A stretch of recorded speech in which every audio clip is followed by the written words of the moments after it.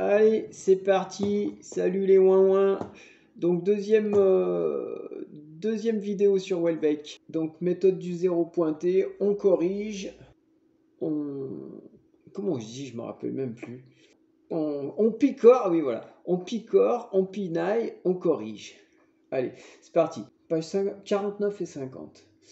Alors là, il y avait une petite répétition, c'était pas trop grave, mais bon, je me suis dit, c'est l'occasion de vous parler de Anaphore ou Alain Chamfort, je me rappelle plus. Vous vérifierez, c'est sur l'un sur l'autre. Donc moi, je me suis fait une petite Anaphore. J'ai répété donc, il avait lu, il avait lu, il avait lu. Donc, vous verrez ce que vous en pensez, est-ce que c'est bien, est-ce que c'est pas bien. Alors j'en ai profité pour zapper le avait. Le premier je le marque, il avait lu Racine, Molière, Hugo. Le deuxième je le marque pas et je marque et dévoré Balzac, Dickens, Flaubert, les romantiques allemands, les romanciers russes. Alors autre chose aussi, lui il marque Platon, Échille et Sophocle. Alors dans la première version, moi je marque Platon et Sophocle, Échille et Racine, je les mets par deux. Dans la deuxième version que je propose, je mets Platon, Échille, Sophocle, je mets pas de et. Ça donne l'impression en fait que ça se finit pas, qu'il y en a plus. Le fait de ne pas mettre de et, on a l'impression que la liste ne se finit pas. Pour la gradation, je vous ai proposé aussi survoler, bouquiner, étudier. On survole sommairement, on bouquine un petit peu plus sérieusement et puis on étudie plus profondément. J'ai proposé aussi apprécier, aimer, adorer et étudier, analyser, utiliser la méthode du zéro pointé. Que dire d'autre sur ce passage? Ah oui, il y avait une petite point-virgule, ouais. Ouais, le point-virgule, donc dans sa version à lui, il met un point-virgule. Donc, Échille et Sophocle, point-virgule. Vu que c'est des phrases assez courtes et assez simples, c'est pas forcément utile. Page 50, c'est une phrase qui m'a perturbé. Elle n'était pas très jolie, elle n'était pas très équilibrée, pas très harmonieuse. Je me suis dit, on va essayer de voir ce qu'on peut faire avec. Donc il marque, il avait par contre. Alors le par contre, voilà, c'est pas très joli comme ça. En plus, normalement, vaut mieux l'encadrer. Donc moi, je l'encadre. Il éprouva par contre beaucoup de difficultés. Comme il y a beaucoup d'imparfaits dans le texte, j'en profite pour mettre un petit futur. Ça permet de varier les tours, de changer les temps. Il peina et cette difficulté l'accompagnera toute sa vie. Je trouve que le par contre en début de phrase, il est plus péchu. Donc je propose, par contre, il peina à rédiger les notes de présentation de ses photos et cette difficulté l'accompagnera toute sa vie. Donc il avait marqué la note de présentation de ses photos. Moi je marque les notes. Bon, c'est un détail, mais comme il peine à les rédiger, je me suis dit que ça soulignait le fait qu'il y en avait plusieurs. Alors, page 59. Ah oui. Alors là, ah oui. Il aimait la juxtaposition maladroite. Et en fait, il y a vraiment une juxtaposition maladroite. Parce qu'en fait, dans le bouquin, c'est écrit un peu comme je vous l'ai réécrit là. Donc, il y a vraiment cette juxtaposition de sentait bien, senti bien. Et donc, ça saute aux yeux. Je vous mets au-dessus, là, vous verrez un autre exemple de juxtaposition que j'ai trouvé chez Jean-Paul Sartre. Donc, c'est pas très grave, mais c'est vrai que ça saute aux yeux. Déjà, les répétitions, on n'aime pas, mais quand en plus elles sautent aux yeux comme ça, c'est à éviter. Alors après, il y a une autre répétition, mais qui est pour le coup tout à fait tolérée. C'est quand on dit la partie à gauche, la partie à droite. Là, il dit la partie rénovée, la partie ancienne. Donc ça pose pas de problème. On peut quand même s'en sortir. Moi, je propose la partie rénovée et l'autre plus ancienne. Ça permet de dire qu'une seule fois partie, si jamais on en a besoin après ou avant, ça évite la répétition. Ah oui, j'ai fait aussi une petite parodie. Donc moi je marque, il se sentait bien dans cette maison, il s'y était tout de suite senti bien. C'était un endroit où l'on pouvait vivre en se sentant bien. C'est mon côté taquin. Vous remarquerez que je suis assez taquin sur les bouquins. Alors les répétitions, oui. Donc quand on répète, même quand on répète était, hein, là on s'acharne sur les était, avait, mais tout le monde en met, c'est pas grave, on peut en mettre deux, trois par page, c'est pas un souci. Par contre, quand c'est un mot qui est plus rare, là le lecteur il s'arrête quoi, hein. Là je vois page 102, les oiseaux gazouillaient, et je continue ma lecture et je tombe sur page 103, le gazouillement des oiseaux. C'est pas très grave, mais c'est vrai que quand on utilise un mot qui est un peu plus rare comme ça, il faut faire attention de ne pas le mettre trop souvent, parce que pour le coup, le lecteur s'en rappelle et après, c'est pas terrible.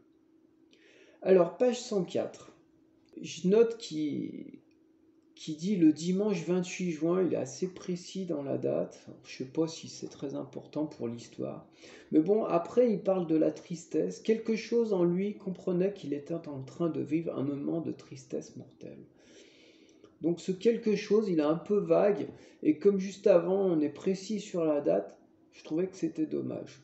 Ensuite, l'expression il était en train, je la trouve pas très jolie. Et en plus, il était en train. Alors là, ils sont à l'aéroport. Si on est à la gare, ça peut passer.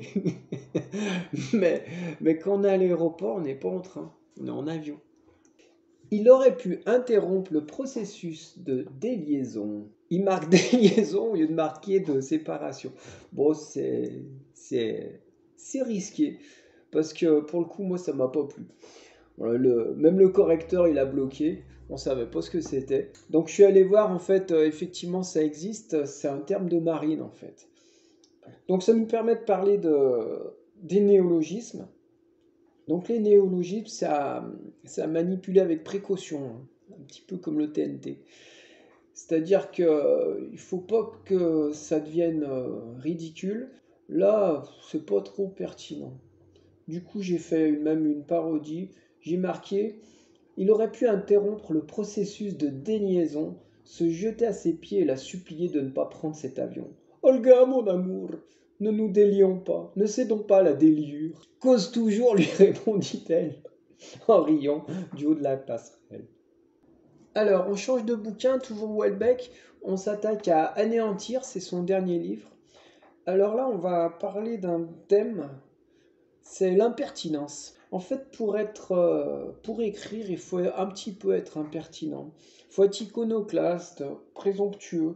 Et alors, quand on utilise la méthode du zéro pointé, plus que tout, il faut, euh, il faut avoir peur de rien. Il faut aller critiquer les écrivains. Donc, ça demande pas mal de présomption.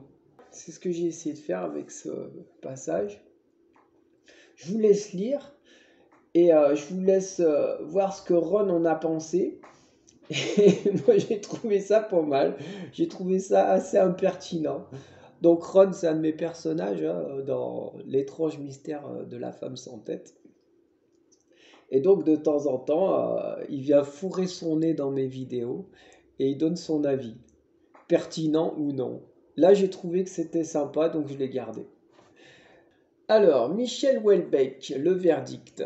Donc le verdict, hein, c'est pour rigoler, on fait le point un peu sur tout ce qu'on a vu, et puis c'est pas une critique très pertinente ou intelligente, hein, c'est pour s'amuser.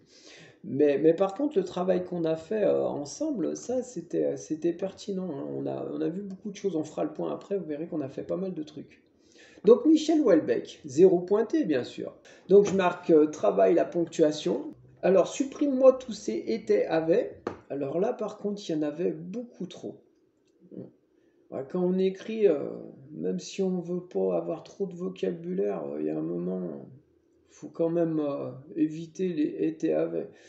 Alors encore une fois, hein, on tolère à 2, 3, 4 par page, même 5. Mais quand il y en a trop, ça va pas, c'est pas très joli. Donc attention aux répétitions aussi. Ah oui, il nous a fait rire un peu avec ses répétitions, c'était sympa. Trouver un nouveau correcteur. Alors ça, en fait, je voudrais modérer mes propos. Parce qu'en fait, sur le coup, je me suis dit, mais non, ça va pas. Un correcteur, il voit ça et il corrige.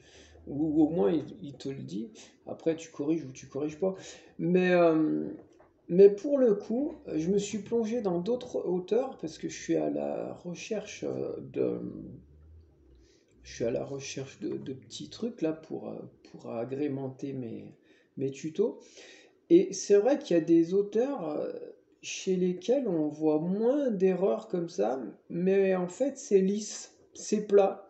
Parce que j'imagine qu'il doit y avoir 2, 3, 4, 5, 6 correcteurs des fois qui passent derrière et qui enlèvent toutes les petites aspérités, là, toutes les petites, tout ce qui pourrait faire qu'on voit l'auteur derrière le texte. Et au final, effectivement, il y a rien qui nous saute aux yeux, mais c'est sans goût, c'est fade. Il n'y a pas de saveur, il y a pas de style en fait. Alors, entre laisser trop d'erreurs et puis avoir un style qui est plat, voilà, faut trouver le bon compromis. Là, quand même, quand on lit du Welbeck, on sent qu'il y a le gars derrière, quoi. Alors après, on aime ou on n'aime pas, hein, c'est pas le souci. Enfin, en tout cas, pour nous, pour les tutos, c'est pas le souci. Mais je vous rappelle, hein, les tutos, le but, c'est de progresser dans le style littéraire. Hein. C'est pas de savoir est-ce que Welbeck, il écrit bien ou pas. C'est pas du tout le sujet. Voilà, donc, trouve un nouveau correcteur, à voir. Peut-être que... D'ailleurs, quand vous écrirez aussi, il y a un moment, il va falloir dire non à votre correcteur. C'est-à-dire que moi, j'ai eu des correcteurs, correctrices, qui m'ont dit non, ça va pas, c'est pas comme ça, tu respectes pas la règle. Mais quand on écrit, à un moment, on respecte pas la règle. C'est-à-dire que si on fait un texte qui se veut un peu littéraire, si on veut du style, si on veut choper le lecteur, si on veut provoquer des sentiments, il y a un moment où on peut s'écarter de la règle. Le tout, c'est de le faire en conscience. C'est-à-dire que si je fais une répétition et que c'est voulu parce que je cherche un effet, il n'y a pas de souci. Je peux même faire une faute d'orthographe si c'est voulu, s'il y a quelque chose derrière, s'il y a une volonté. Mais si c'est juste que je me suis fait moi-même bananer et que j'ai pas vu ce que je faisais, ça va pas. Donc change ta photo de quatrième de couve. Oui. Oui, parce qu'il a une photo de quatrième qui est pas terrible. Mais ceci dit, la couverture, elle est pas terrible. Il y a rien en fait. Il y a son nom, le titre du bouquin. Voilà. Après, il y a marqué prix Goncourt. Bon, on rêve tous que ça soit marqué ça sous notre titre. Mais travailler la couverture, ça peut être sympa. Moi, j'ai fait ça avec un pote qui est graphiste. On s'est fait super plaisir. Bon, on a galéré, hein, je vous le dis. On a galéré, mais on est arrivé. Puis, enfin, moi, je suis content du résultat. Et je vous mettrai la photo de mon bouquin à la suite. Ouais, donc si on veut que la lecture ce soit un plaisir, on peut aussi se donner du mal sur la couverture. Je ferai un petit sujet un jour sur les couvertures de bouquins parce que pour le coup, bon allez, je vous en montre un parce qu'il tue celui-là. Je sais pas si vous allez bien voir. Attends, il y a du reflet? Stendhal. Ouais, c'est marqué à l'envers, c'est à cause de la vidéo. Non mais, il n'y a rien de plus naze comme couverture. Ça donne envie de lire ça? Non, pas du tout. Et quand on était gamin, les Molières et compagnie, y a les photos, les dessins, les couvertures, c'était naze. Donc il y a un moment, en 2023, voilà, il faut faire des trucs qui accrochent. Comme les couvertures de disques d'ailleurs, voilà, dans la musique, ils font des chouettes couvertures, Flashdance. Bon, allez, on continue. Donc on continue justement, on continue, ne t'arrête pas, tu vas y arriver. Ah oui, parce que alors ça, c'était un autre thème. C'était pour dire en fait qu'il faut être persévérant, il faut s'accrocher, il faut y aller. Ça vient pas tout seul, ça met du temps. Pour apprendre à écrire comme il faut du temps. Alors avec ces tutos, ça ira plus vite.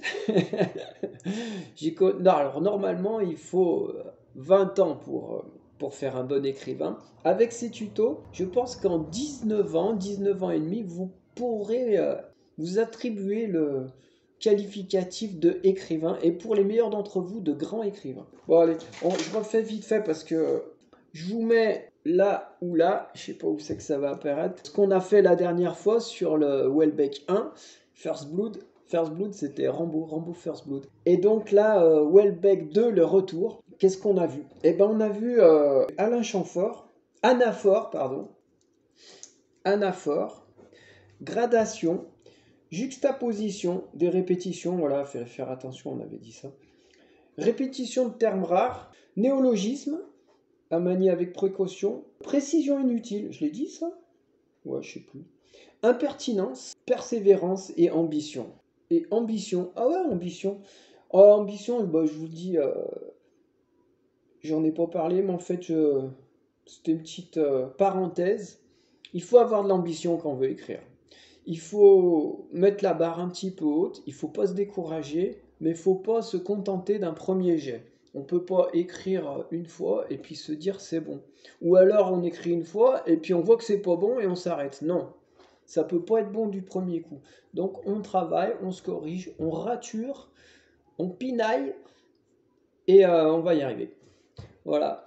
Bon ben c'est tout. Bougez, lisez. Bisous à tous et ciao.